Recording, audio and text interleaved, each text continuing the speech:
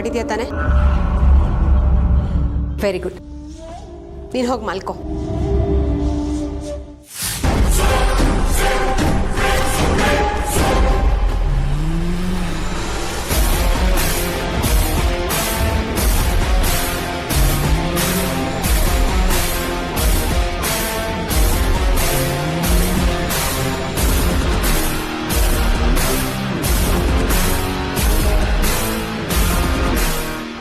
ಅಂಜಲಿ, ಹುಚ್ಚರೇ ನೀನು ಹಾಳು ಮಾಡಕ್ಕೆ ನೋಡಿದೆ ಅಂತ ಎಲ್ಲರೂ ನನ್ನ ಮೇಲೆ ಎಗರಾಡ್ಬಿಟ್ಟಿದ್ದಾರೆ.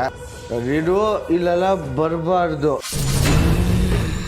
ಮೊದಲು ಇಲ್ಲಿಂದ ಹೊರಗಡೆ ಹೋಗ್. ಯಾಕಿಷ್ಟು ಹೆದರ್ಕೋತಿದ್ಯಾ ಭೈರ?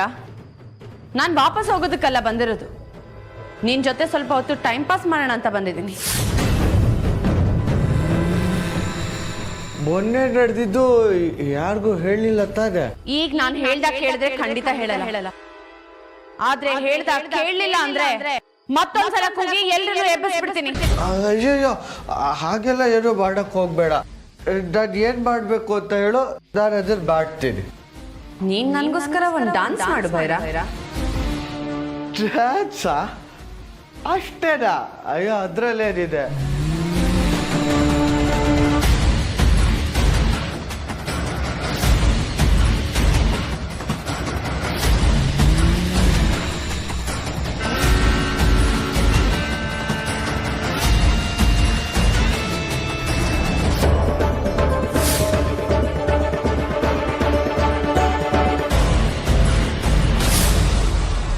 ಭೈರ, ಹೀಗ್ ಡಾನ್ಸ್ ಮಾಡಿದ್ರೆ ಮಜಾ ಬರಲ್ಲ. ಒಂದ್ ಕೆಲ್ಸ ಮಾಡು, ಈ ಹಗ್ಗನ ಆ ಫ್ಯಾನಿಗೆ ಹಾಕ್ಬಿಟ್ಟು ಡಾನ್ಸ್ ಮಾಡಿ. ಸರಿ. ಯಾರು ಕುತ್ತಿಗೆ ಹಾಕೊಂಡು ಆ ಕಡೆ ಹಗ್ಗನ ಫ್ಯಾನ್ಗೆ ಹಾಕ್ಬಿಟ್ರೆ ಡ್ಯಾನ್ಸ್ ಮಾಡೋದಿಲ್ಲ, ನಾನು ಸತ್ಯ ಹೋಗ್ತಿದೆ. ನೀನ್ ಹೇಗ್ ಸಾಯ್ತೀಯ ಭೈರ? ನಾನು ಇದನ್ನೆಲ್ಲ ನೀನ್ ಹಿಡ್ಕೊಳಕ್ಕೆ ಅಲ್ವಾ? ನೀನು ಹೇಳ್ದಾಗೆ ಮಾಡ್ತೀನಿ ಡಾರ್ಲಿಂಗ್. ಸರಿ ಅಂಜಲಿ, ಹಾಂ ಕೊಡು.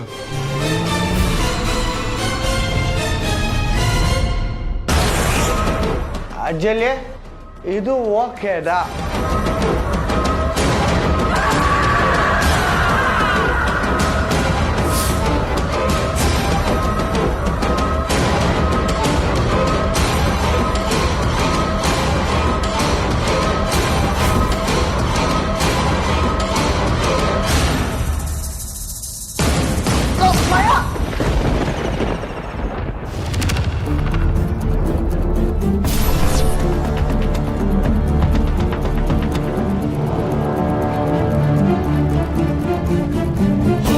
ಸ್ವಾಮಿ, ಏನ್ ಹೇಳ್ತಿದ್ದೀರಾ ನೀವು? ನನ್ನ ಮೇಲೆ ಮಾಯ ಬಂದಿದ್ಲ? ನೀನು ಆತಂಕ ಪಡುವ ಅಗತ್ಯ ಇಲ್ಲಮ್ಮ. ಮಾಯಾ ತನ್ನ ಮಾಯಾಜಾಲದಿಂದ ನೀಲಾಂಬರಿಯವರ ಫೋನ್ಗೆ ಒಂದು ಸಂದೇಶವನ್ನು ಕಳಿಸ್ಕೊಟ್ರು. ಮನೆ ಒಡತಿ ಮೇಲೆ ನೀನು ನಂಬಿಕೆ ಇದ್ದಿದ್ದರಿಂದ ಹಿಂದೆ ಮುಂದೆ ಯೋಚನೆ ಮಾಡದೆ ನೀನು ಹೋಗಿ ದಿಗ್ಬಂಧನವನ್ನ ತುಂಡರಿಸಿದೆ.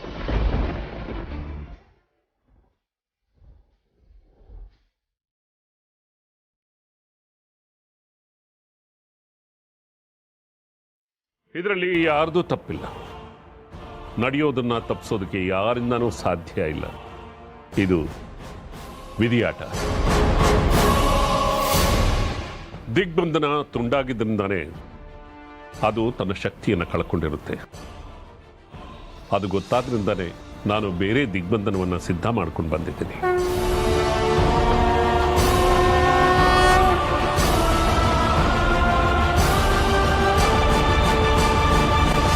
ನಿಮ್ಮಿಂದ ತುಂಬಾ ಉಪಕಾರ ಆಯ್ತು ಸ್ವಾಮಿ. ಎಷ್ಟು ಸಲ ಅಂತ ನಾನು ನಿಮ್ಮನ್ನೆಲ್ಲ ಕಾಪಾಡೋದಕ್ಕಾಗುತ್ತೆ? ಎಷ್ಟು ಸಲ ತಾನೇ ನೀವುಗಳು ನನ್ನನ್ನು ಕರೆಸ್ಕೊಳ್ಳೋದಕ್ಕೆ ಸಾಧ್ಯ ಆಗುತ್ತೆ? ಇನ್ನು ಇವರನ್ನೆಲ್ಲ ಕಾಪಾಡೋ ಜವಾಬ್ದಾರಿ ನಿಂತಮ್ಮ.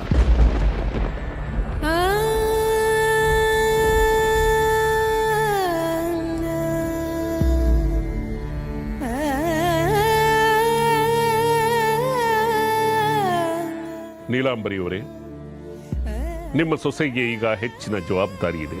ಮಾಯಾ ಇನ್ನೂ ಹೆಚ್ಚಿನ ಶಕ್ತಿಯನ್ನು ಸಂಚಯನ ಮಾಡಿಕೊಂಡು ಪ್ರಬಲಳಾಗಬಹುದು. ಹಾಕಿರೋ ದಿಗ್ಬಂಧನನ ತುಂಡರಿಸಿ ಅಟ್ಟಹಾಸದಿಂದ ಮೆರೀಬಹುದು. ಮಾಯಾನ ಎದುರಿಸೋ ಶಕ್ತಿನೇ ಆಗಲಿ, ಅವಳನ್ನು ನಾಶ ಮಾಡೋ ಶಕ್ತಿನೇ ಆಗಲಿ ನಿಮ್ಮ ಸೊಸೆ ಬೆಳ್ಳಿಗೆ ಮುಂದೆ ಹುಟ್ಟುವಂಥ ಮಗುವಿಂದ ಮಾತ್ರ ಸಾಧ್ಯ.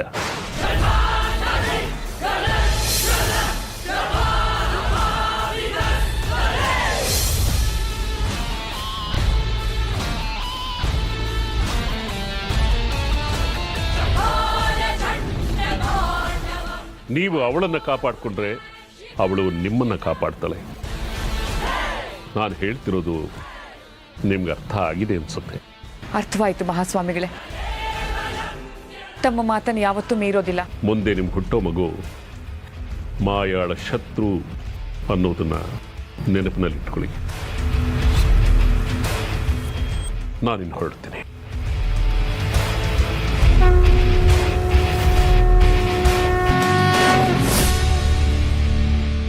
ಚಿಕ್ಕಮ್ಮ, ಮನೆ ಸುತ್ತ ದಿಗ್ಬಂಧನ ಮಾಡಿದ್ದಾಯ್ತು. ಮನೆಯಲ್ಲಿ ಒಬ್ಬರ ಮನಸ್ಸು ಒಬ್ಬರಿಗೆ ಅರ್ಥ ಆಗೋ ಹಾಗಿರ್ಬೇಕು. ಒಬ್ಬರ ಮೇಲೊಬ್ರು ಸಂದೇಹ ಪಡಬಾರ್ದು. ಸಂದೇಹ ಪಟ್ರೆ ಅದು ದ್ವೇಷದ ಕಿಡಿಯಾಗಿ ಹೊತ್ತಿ ಉರಿಯುತ್ತೆ. ನಾವೇ ಒಬ್ಬರನ್ನೊಬ್ಬರನ್ನ ಬಲಿ ತಗೊಳ್ಳೋ ಸ್ಥಿತಿಗೆ ನಮ್ಮನ್ನ ತಂದು ನಿಲ್ಲಿಸ್ಬಿಡುತ್ತೆ. ಏಕಾಏಕಿ ಬೈರ ತೀರ್ ಹೋದ.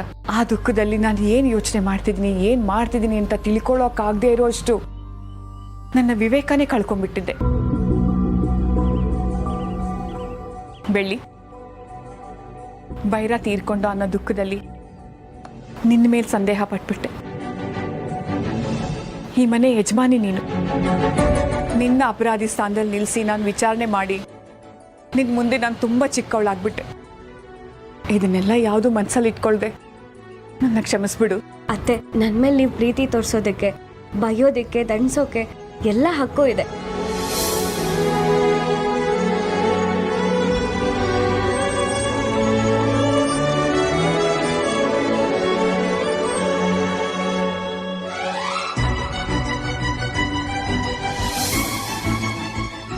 ಷಣ್ಮುಗ, ಬೈರನ್ನ ನೀನೇ ಕೊಂದೆ ಅನ್ನೋ ಅನುಮಾನದಿಂದ ನಿನ್ನ ಜೊತೆಲಿ ಮನುಷ್ಯತ್ವನೇ ಇಲ್ಲದೆ ಇರೋ ಹಾಗೆ ನಡ್ಕೊಂಡ್ಬಿಟ್ಟೆ. ನನ್ನ ಕ್ಷಮಿಸ್ಬಿಡು.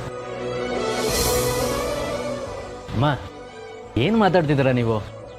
ನನ್ನ ಹತ್ರ ಇದೆಲ್ಲ ಮಾತಾಡಬೇಕಾ? ನನಗೆ ಅರ್ಥ ಆಗಲ್ವಾ?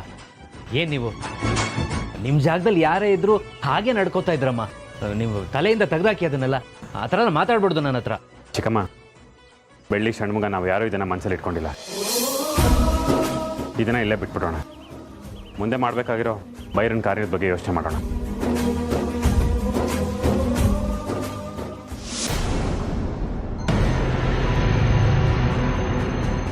ಬೆಣ್ಣೆಲಿ ಕೂದಲು ತೆಗ್ದಾಗೆ ಅದೆಷ್ಟು ನಾಜೂಕಾಗಿ ಮಾತಾಡ್ತೀಯಮ್ಮ ನೀನು. ನೀನು ಮಾತಾಡೋದು ಕೇಳಿದ್ರೆ ಯಾರಿಗಾದ್ರೂ ಅಂತಃಕರಣ ಉಕ್ಕಿ ಹರಿಯತ್ತೆ. ಹೌದು ಶರ್ಮಿಳಾ, ನನಗೆ ಅಂಥ ಒಂದು ಅದ್ಭುತವಾದ ಕಲೆ ಇದೆ ಅಂತ ನನಗೆ ನಾನೇ ಹೆಮ್ಮೆ ಪಟ್ಕೊಂಡಿದ್ದೆ. ಅಹಂಕಾರದಿಂದ ಮೆರೀತಾ ಇದ್ದೆ. ಸುಳ್ಳು, ಮೋಸ, ವಂಚನೆ ಮುಖವಾಡ ಹಾಕೊಂಡು ಎಷ್ಟೋ ಜನರ ಮನಸ್ಸನ್ನ, ಹೃದಯಗಳನ್ನ ಇರಿದು ಕೊಂದು ಬಿಟ್ಟಿದ್ದೀನಿ.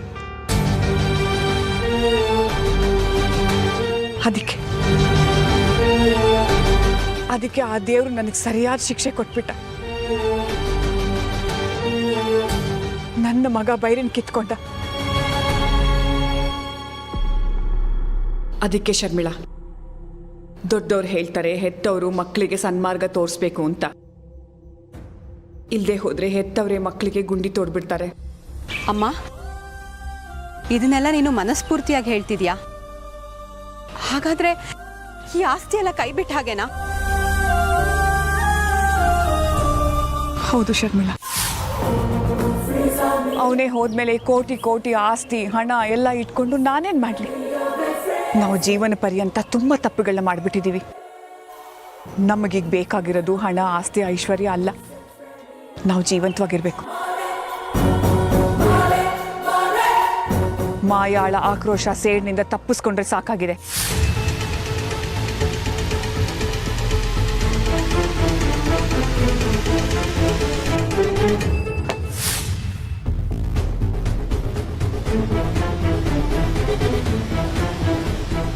ಮಾಯಾನೇ ಬೈರನ್ನ ಕೊಂದಿರೋದು.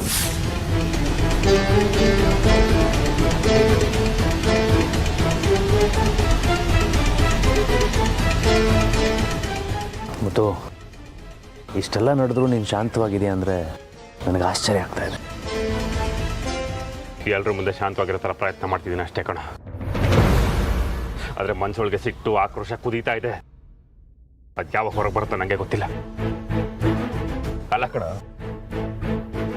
ಆ ಮಾಯಿಗೆ ಬೈರಾಗ ಏನೋ ಅನ್ಯಾಯ ಮಾಡಿದ್ದ? ಏನು ಅನ್ಯಾಯ ಮಾಡಿದ್ದ? ನನ್ನ ಮೇಲಿನ ಸಿಟ್ಟಿಗೆ ಅವನನ್ನು ಬಲಿ ತಗೊಂಡಿದ್ದಾಳಲ್ಲ. ಎಷ್ಟೇ ಪ್ರಯತ್ನ ಪಟ್ಟರು ಮರ್ಯಾದಕ್ಕೆ ಆಗ್ತಿಲ್ಲ ಕಣ. ಅವನ ದೇಹ ನೇತಾಡ್ತಿದ್ದ ಕಣ್ಣು ಮುಂದೆನೆ ಬರ್ತಾ ಇದೆ. ಕರಳು ಕಿತ್ತಾಗ್ತಿದೆ ಕಣ, ಕರಳು ಕಿತ್ತಾಗ್ತಿದೆ. ಹೌದು, ಮತ್ತು ಬೈರನ್ ಕೊಂದಿದ್ದು ತುಂಬಾ ಅನ್ಯಾಯ. ಅಲ್ಲ, ಬೈರ ಮಾಯಿಂಗ್ ಎಲ್ಲ ವಿಷಯದಲ್ಲೂ ಸಪೋರ್ಟ್ ಮಾಡ್ತಿದ್ದ. ಅವಳು ಹೇಳಿದ್ದು ಒಂದೊಂದು ಕೆಲಸನೂ ತಲೆ ಮೇಲೆ ಹೊತ್ಕೊಂಡು ಮಾಡ್ತಾ ಇದ್ದ. ಅವನ್ನ ಇಷ್ಟೊಂದು ನಿರ್ದಾಕ್ಷಿಣ್ಯವಾಗಿ ಕೊಂದಿದ್ದಾಳೆ ಅಂದ್ರೆ ಇನ್ನು ನಮ್ಮನ್ನೆಲ್ಲ ಏನ್ ಮಾಡ್ತಾಳೆ? ಬಾಬಾ ಕಣ ಬೈರ, ಇನ್ನು ಚಿಕ್ಕ ಹುಡುಗ, ಬಾಳ ಬದುಕಬೇಕಾಗಿತ್ತು. ಅವನನ್ನೇ ಸಾಯಿಸ್ಬಿಟ್ಲಲ್ಲೋ. ಅಲ್ಲ ಕಣ, ಅವಳು ಯಾರು ಅವನನ್ನು ಸಾಯಿಸಕ್ಕೆ? ಅವಳು ಯಾರು ಅಂತ ಇದೆಲ್ಲ ನೋಡ್ತಿದ್ರೆ ಆ ದೇವ್ರ ಇದಾನ ಅನ್ಸುತ್ತೆ. ಸಾತ್ವಿಕ ಶಕ್ತಿ ಇದೆಯೇನೋ? ಅಕಸ್ಮಾತ್ ಇದ್ರು ಇದನ್ನೆಲ್ಲ ನೋಡ್ಕೊಂಡು ಸುಮ್ಮನೆ ಯಾಕಿದೆ ಅಂತ ಗೊಂದಲ ಆಗುತ್ತೆ. ಹಾಗೆ ಹೇಳೋ ಹಾಗೆಲ್ಲ, ಮತ್ತು ಹಿಂದೆನೂ ಹಾಗೇನೆ ರಾಕ್ಷಸರು, ದುಷ್ಟರು, ಮುಗ್ಧ ಜನರ ಬಲಿ ತಗೊಂಡ ಮೇಲೆ ಆ ದೇವರು ಅವತಾರ ಎತ್ತಿ ಅವ್ರನ್ನ ಸಂಹಾರ ಮಾಡ್ತಿದ್ದ. ಹಾಗೇನೆ ಮಾಯನ್ಗೂ ಒಂದು ಕಾಲ ಬರುತ್ತೆ. ಅಲ್ಲಿವರೆಗೂ ನಾವು ಕಾಯ್ಬೇಕು. ಅಲ್ಲಿವರೆಗೂ ನಾವು ಕಾಯ್ಲೇಬೇಕು. ಅಂದ್ರೆ ಏನೇನು ಮಾತಿನ ಅರ್ಥ? ಅವಳು ಒಬ್ಬರಾದ್ಮೇಲೆ ಒಬ್ರನ್ನ ಸಾಯಿಸ್ತಾ ಇರ್ಲಿ, ನಾವು ಕೈ ಕಟ್ಕೊಂಡು ನೋಡ್ತಾ ನಿಂತಿರ್ಬೇಕು ಅಂತನಾ? ಬೇರೆ ದಾರಿನೇ ಇಲ್ಲ ಮುದ್ದು. ಎಲ್ಲ ಕಡೆ ಮಂಕಾಗಿದೆ. ನಮ್ಮ ಪರಿಸ್ಥಿತಿ ಹಾಗಾಗಿದೆ. ನಾನು ಮಾಯನ ಎದುರಿಸಕ್ಕೆ ಪ್ರಯತ್ನ ಪಟ್ಟೆ, ನೀನು ನೋಡಿದ್ಯಲ್ಲ. ಮಾಯ ನನ್ನ ಮುಖಕ್ಕೆ ಕತ್ತಿಯಿಂದ ಹೊಡೆದ್ಲು. ಮಹಾಸ್ವಾಮಿಗಳ ಆಶೀರ್ವಾದ ಇರಲಿಲ್ಲ ಅಂದ್ರೆ ಆ ಗಾಯ ಇನ್ನೂ ಮಾಗ್ತಾ ಇರಲಿಲ್ಲ. ಹಾಗಂತ ಹೆದರ್ಕೊಂಡು ಕೂರೋದಕ್ಕಾಗಲ್ಲ ಕಣ. ಆ ಕಾಲ ಮುಗಿದೋಯ್ತು. ಏನಾದರೂ ಧೈರ್ಯವಾಗಿ ನಿರ್ಧಾರ ತಗೊಳ್ಳೇಬೇಕು. ಇಲ್ಲಾಂದ್ರೆ ಮನೆಯವರು ಎಲ್ಲರೂ ಸಾಯಿಸ್ತಾಳೆ.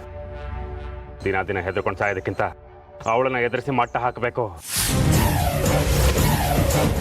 ನನಗಂತೂ ಈಗ ಯಾವ ಭಯನೂ ಇಲ್ಲ ಕಣ. ನಮ್ಮ ಬೈರನ್ನೇ ಸಾಯಿಸ್ಬಿಟ್ಲಲ್ವಾ, ಅವಳನ್ನ ಮಾತ್ರ ಸುಮ್ಮನೆ ಬಿಡಲ್ಲ ಕಣ. ನೋಡ್ತೀರ ಅವಳನ್ನ ಏನು ಮಾಡ್ತೀನಿ ಅಂತ.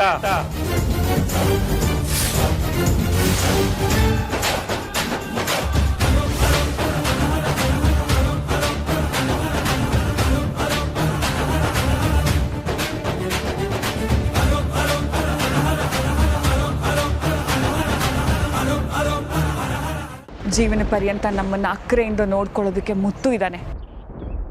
ನಮಗಷ್ಟು ಸಾಕಲ್ವಾ? ಇನ್ನು ಮುಂದೆ ನಾವು ಬೆಳ್ಳಿನ ತುಂಬ ಚೆನ್ನಾಗಿ ನೋಡ್ಕೋಬೇಕು. ಈಗಾಗಲೇ ನಾವು ಬೆಳ್ಳಿ ಹೊಟ್ಟೆಲಿರೋ ಮಗುನ ಕೊಲ್ಲಕ್ಕೆ ಹೊರಟಿದ್ವಿ. ಅದು ಸೃಷ್ಟಿ ಸಂಕಲ್ಪಕ್ಕೆ ವಿರುದ್ಧ. ನಾನು ಹಾಗೆ ಮಾಡಕ್ಕೆ ಹೊರಟಿದ್ದಕ್ಕೆ ಆ ದೇವರು ನನ್ನ ಮಗನ ಕಿತ್ಕೊಂಡ್ಬಿಟ್ಟ. ಆ ಮಗುನ ಸಾಯ್ಸಕ್ಕೆ ಹೊರಟಿದ್ದಕ್ಕೆ ದೇವರು ನನ್ನ ಮಗುನ ಕಿತ್ಕೊಂಡ. ನಾವಿವತ್ತೇ ಈ ಪ್ರಯತ್ನನ ಕೈ ಬಿಟ್ಬಿಡೋಣ. ಬೆಳ್ಳಿಗಿನ್ ಮುಂದೆ ಹಾಲಲ್ಲಿ ಯಾವುದೇ ಪುಡಿ ಹಾಕೊಡೋದು ಬೇಡ. ಇನ್ನು ಮುಂದೆ ಅವಳ ಜೀವಕ್ಕೆ ಯಾವುದೇ ಅಪಾಯ ಬರದೇ ಇರೋ ಹಾಗೆ ನಾವು ನೋಡ್ಕೊಳ್ಳೋಣ.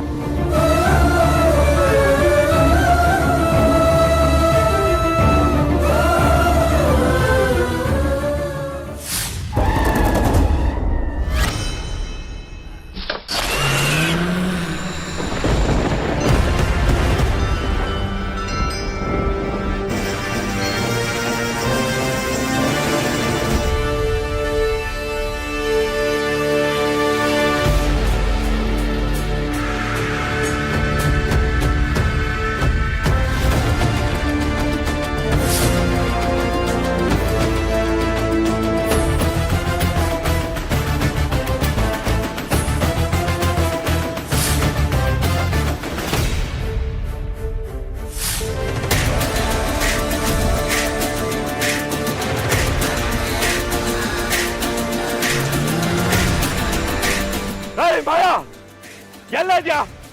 ಹೇಳಿ ತರ ಬಚ್ಚಿಕೊಂಡಿದ್ಯಲ್ಲ, ಬಾರ ನನ್ನ ಕಣ್ ಮುಂದೆ. ನನ್ನ ಮಗನ ಕೊಂದಿದ್ದು ಅಲ್ದೆ ನನ್ನ ತಮ್ಮನ ಸಾಯಿಸ್ಬಿಟ್ಟಿಯಲ್ಲ. ಇನ್ನು ನಿಂದ ಹತ್ತಿರಿಲ್ವಾ? ಸರಿ ಅಮ್ಮ, ಆದರೆ ತಕ್ಷಣಕ್ಕೆ ಇದನ್ನೆಲ್ಲ ನನ್ನ ಮನಸ್ಸು ಒಪ್ಕೊಳ್ಳೋದು ಕಷ್ಟ. ಆಸ್ತಿ ಅಂತಸ್ತು ಅನ್ನೋ ಬಣ್ಣದ ಕನಸುಗಳನ್ನ ಕಟ್ಟಿದೆ. ಇಷ್ಟಕ್ಕೂ ಇದ್ಯಾವುದು ನನ್ನ ಮನಸ್ಸಲ್ಲಿ ಇದ್ದಿದ್ದ ಆಸೆ ಇಲ್ಲ. ನೀನು ಬೈರ ಇಬ್ರು ಸೇರ್ಕೊಂಡು ನನ್ನ ಮನಸ್ಸಲ್ಲಿ ತುಂಬಿದ ಆಸೆ. ಇಷ್ಟು ದಿನ ನೀನು ಹಾಕಿದ ಗೆರೆನ ಯಾವತ್ತೂ ದಾಟಿಲ್ಲ. ಪಾಪನೋ ಪುಣ್ಯನೋ ನೀನು ಹೇಳಿದ ಎಲ್ಲ ಕೆಲಸನೂ ಮಾಡಿದ್ದೀನಿ. ಈಗಲೂ ನೀನು ಹೇಳ್ದಾಗೆ ಆಗಲಿ. ನಿನ್ನ ಬದುಕಿಗೆ ನಾನೇ ಒಂದು ದಾರಿ ಮಾಡಿಕೊಡ್ತೀನಿ. ನನ್ನ ಕಣ್ಮುಂದೆ ನೀನು ಯಾವತ್ತೂ ಕಣ್ಣೀರು ಹಾಕಬೇಡ. ನೀನು ಚೆನ್ನಾಗಿರ್ಬೇಕು. ನೀನು ಚೆನ್ನಾಗಿರ್ಬೇಕು.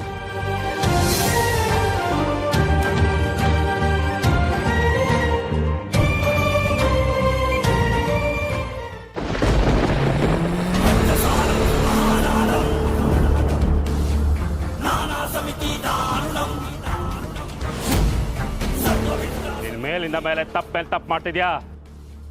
ನೀನ್ ಬದುಕಿದಾಗ ನಿನ್ ತಪ್ಪನ್ನೆಲ್ಲ ಕ್ಷಮಿಸಿ ತಿದ್ಕೊಳ್ಳಿ ಅಂತ ಸುಮ್ಮನೆ ಬಿಟ್ಟೆ. ಆದ್ರೆ ನೀನ್ ಸತ್ತು ನಮ್ಮ ಬದುಕನ್ನ ನರ್ಕ ಮಾಡ್ತಿದ್ಯಾ, ಚಿತ್ರ ಹಿಂಸೆ ಕೊಟ್ಟಿದ್ಯಾ. ಉಗ್ರಿಂದ ತಲೆವರೆಗೂ ವಿಷಾನೆ ತುಂಬಿಕೊಡಿರೋ ನೀನು ನಮ್ಮ ಪಾಲಿನ ಮೃತ್ಯು ಕಣೆ. ಇನ್ನು ನೀನು ದುರಂಕರದ ಅಟ್ಟಾಸನ ನೋಡ್ಕೊಂಡು ಕೂತ್ಕೊಳ್ಳೋಕೆ ಸಾಧ್ಯನೇ ಇಲ್ಲ ಕಣೆ. ನಿಂಗೆ ತಕ್ಕ ಶಾಸ್ತಿ ಮಾಡಬೇಕು ಅಂತಾನೆ ಬಂದಿದ್ದೀನಿ. ನೀನ್ ನೆಮ್ಮದಿ ಆಗಿರ್ಬಾರ್ದು ಕಣೆ, ಹಾಳಾಗೋಗ್ಬೇಕು, ನಾಶ ಆಗ್ಬೇಕಣೆ.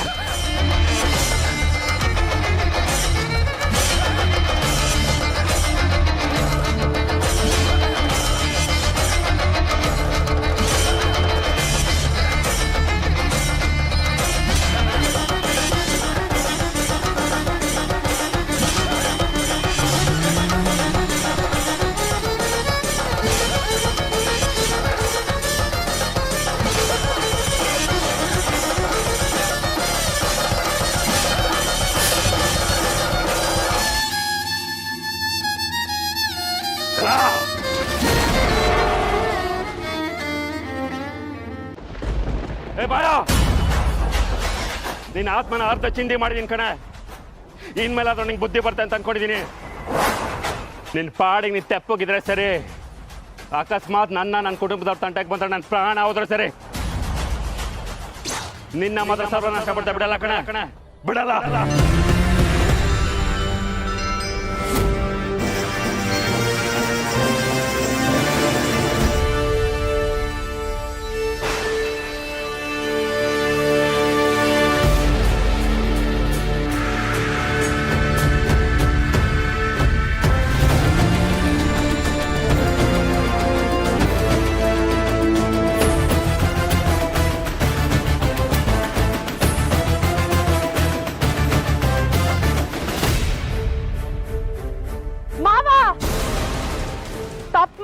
ನಾನಲ್ಲ, ನೀವು. ನಾನ್ ಪ್ರೀತಿಸಿದವ್ರು ಅಂತ ನಿಮ್ಮ ಸ್ವಲ್ಪ ಪ್ರೀತಿ ಉಳ್ಕೊಂಡಿತ್ತು, ಆದ್ರೆ ಇವತ್ತು ಅದು ಸತ್ತೋಯ್ತು. ಅವತ್ತು ನನ್ನ ಮೇಲೆ ಸಗಣಿ ನೀರೇರ್ಸಿ ಅವಮಾನ ಮಾಡಿದ್ರಿ. ಇವತ್ತು ನನ್ನ ಆತ್ಮಕ್ಕೆ ಚುಚ್ಚಿ ಹಿಂಸೆ ಮಾಡ್ತಿದ್ದೀರಾ. ನೀವ್ ಹೆದರ್ಸಿದ್ರಿ ಅಂತ ನಾನ್ ಸೇರ್ ತೀರಿಸ್ಕೊಳ್ಳೋದನ್ನ ಬಿಟ್ಬಿಡಕ್ಕಾಗತ್ತಾ? ನೀವ್ ಹಾರೇಲ್ ಚುಚ್ಚಿ ಮಾಡಿರೋ ಒಂದೊಂದು ಗಾಯಕ್ಕೂ ನೀವು ನಿಮ್ಮ ಮನೆಯವರು ಬೆಲೆ ಕಟ್ಬೇಕಾಗತ್ತೆ. ಒಂದೊಂದು ಗಾಯಕ್ಕೂ ನಿಮ್ ಮನೆಯವ್ರು ಎದೆ ಬಗ್ದು ಅದ್ರ ರಕ್ತ ಸವರ್ಕೊಂಡ್ರೇನೆ ಗುಣ ಆಗೋದು. ನೀವು ನಿಮ್ಮ ಮನೆಯವರು ಏನ್ ಪಾಡ್ ಪಡ್ತೀರಾ ಅಂತ ನೋಡ್ತೀರಿ ಮಾವ.